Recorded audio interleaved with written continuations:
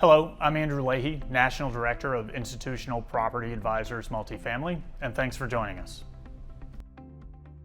So there's an air of optimism in the investment community right now, but it's balanced with caution and some uncertainty, specifically around trade and immigration policies and those impacts on people's existing portfolios, as well as how they might impact underwriting for new capital deployment.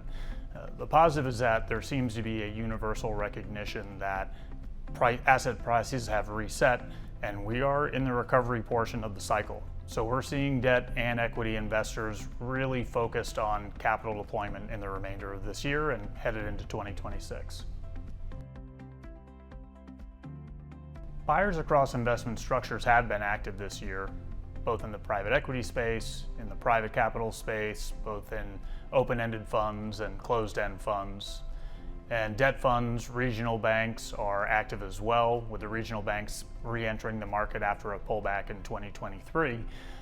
In terms of risk profile, we have seen more activity in the core and core plus space, but that's created an opportunity for some who are now viewing the value add space and the opportunity to generate some additional yield as being increasingly attractive, and we expect that to increase in the coming months and quarters.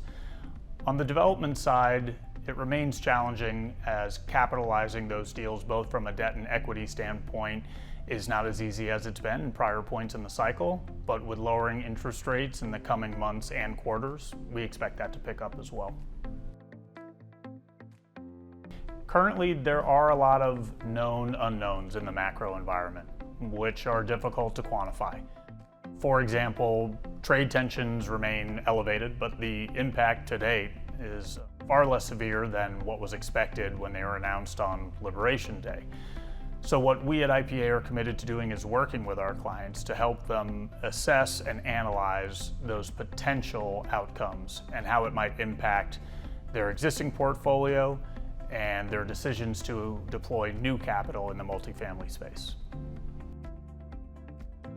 The Fed rate hike campaign that started in 22 was a major headwind for our industry. That having been said, we are seeing more availability of debt capital led by the GSEs, Fannie and Freddie, and with the overall cost of borrowing coming down, we expect to see increased transaction volume in the months and quarters ahead, not only in activity acquiring existing assets, but on the development front as well.